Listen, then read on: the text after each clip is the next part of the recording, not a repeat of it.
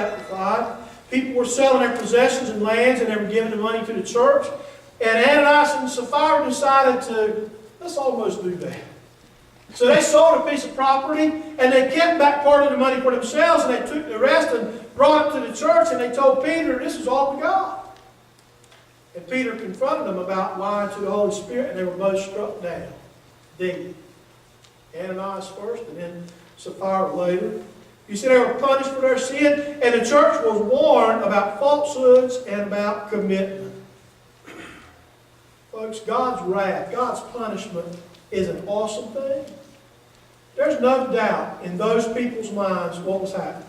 There was no doubt in Noah and his family's mind about the wrath of God. There was no doubt in those folks as they were drowning about God's wrath. There was no doubt about those folks in the city of Sodom and Gomorrah about God's wrath.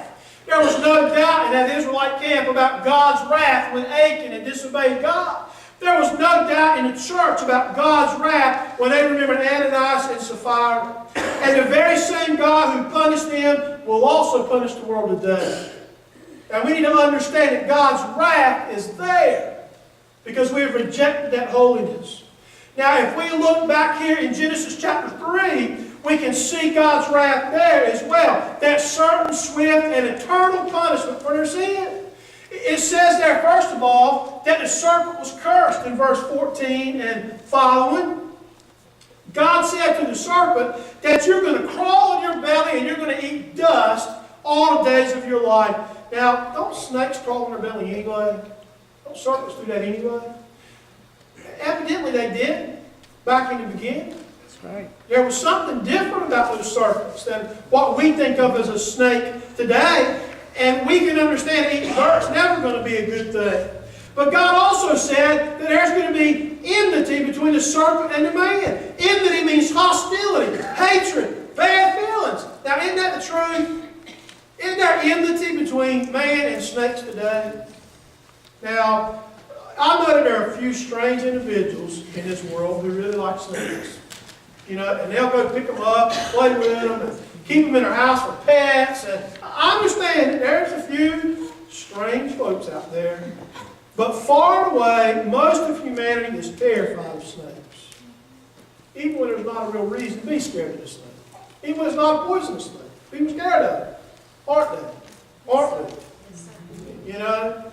And that's not just an American thing. That's all over the world. I remember over in Thailand, when I went over there, there was a snake in the missions compound or yard or whatever they called the thing back there. A great big snake. And the fellow they called Smoothie went and killed that thing. And he was so proud of himself for killing that snake. It was a big snake, you know, a big snake. And he was so proud of that. Killing that snake. The serpent, though, is ultimately going to lose in this conflict. The serpent's offspring will strike the heel of man, but the woman's seed will crush this serpent's head. Now, folks, that's symbolic of the devil striking Christ's heel, giving him a minor blow, and Jesus crushing Satan's head in his resurrection from the grave. Serpent was cursed. Eve also had to suffer consequences as a result of sin. Said that the pain in childbirth was greatly increased. Now, obviously, I don't know what it felt like to have a baby before, and Eve didn't either because she hadn't had a baby. And I don't know what it's like to have a baby now. And I know that as a man, the only thing I can say about the pain of childbirth is thank you, mothers, for that. You're welcome. Eve was told that her desire would be for her husband. Now, does that mean a woman would want a man more than a man wants a woman? Does that mean a woman's going to want to have a man in her life, in a relationship with him, more than a man is going to want to have a woman in his life, in that relationship? Sometimes it seems that way, that you know, you never hear a man talk about his biological clock ticking, you know, or that I've got to get married before I get too old, or whatever that is. Or does that mean that the woman will desire to rule over the man? That she's going to desire to be in control of him? That she's going to want to be the head, the boss, the master in that relationship? And that will be her desire. It seems that way because of what God said next. I saw this week,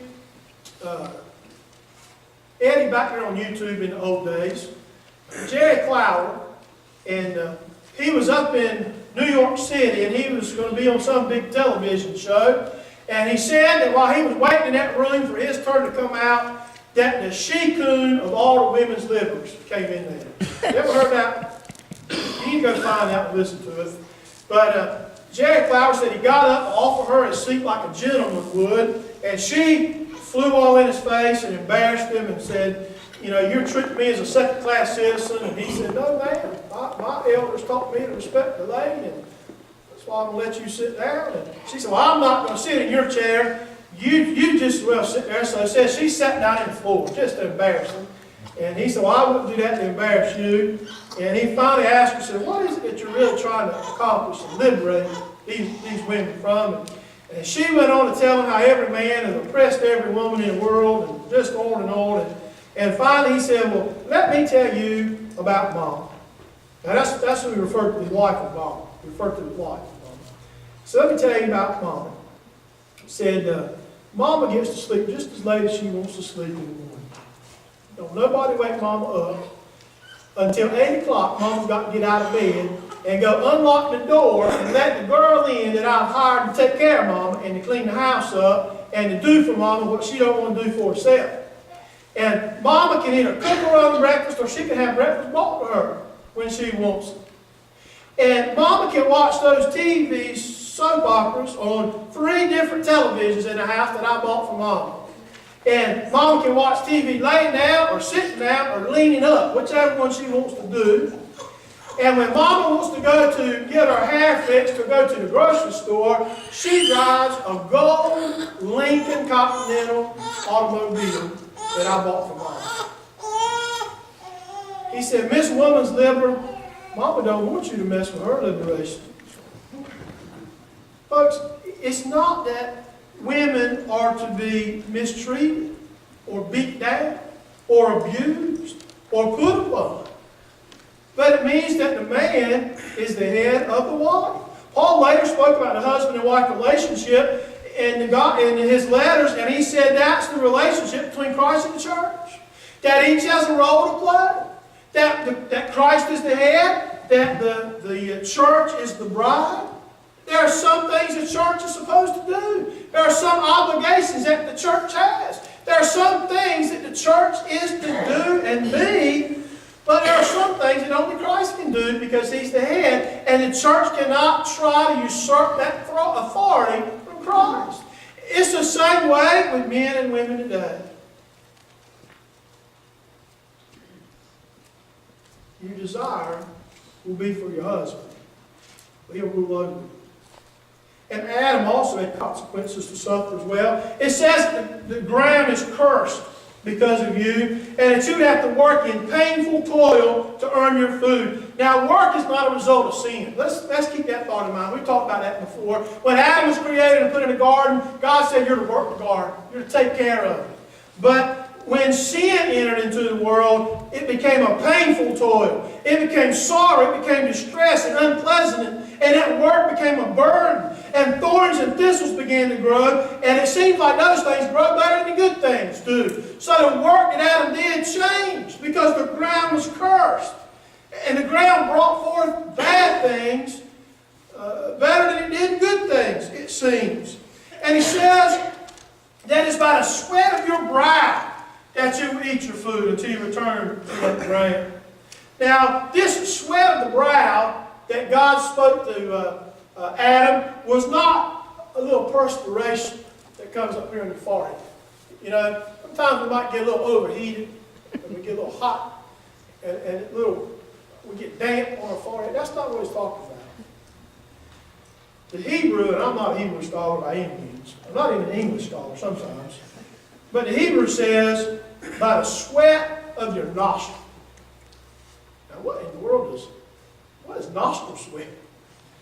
What it means is that you, Adam, will have to work so hard now to get the food that you eat, to do the things that you need to do, that your sweat is going to start running down your head and across your brow, and through your eyes, and it's going to run down your nose, and it's going to drip off your nose.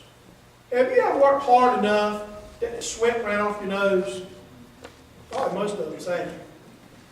This week I was out there working on a motorcycle. It was one of those really nice days. It wasn't real cold. I had a sweatshirt on, but it really wasn't that cold. But I kept noticing water dripping off my nose. And that was not what I thought. Adam, it's going to be bad for you, God says. You are going to have to work in painful toil. And he says, you're going to return to the dust from which you came. Somebody said, you're not going to get out of this life alive. And folks, that's the truth. This is a death that God warned them about before. That you're going to die. It goes on and says that they were banished from the garden. Now that kept them from the tree of life. And really that is the moment they started dying. When they could not get to that tree, they could not live forever. And it might have taken years and years and years for them to eventually wear their bodies out, but that's the moment it started. That's when they began to die. But you know what the really sad part about the banishment from the garden was? It wasn't that they couldn't eat from the tree of life any longer. That was bad. But you know what the really bad part was? That they were losing their relationship with God. Because you look back in Genesis, and it talks about how God came down and walked with Adam in the cool of the day. And I can just imagine Adam and later Eve walking through that garden, visiting with God and talking with God. And God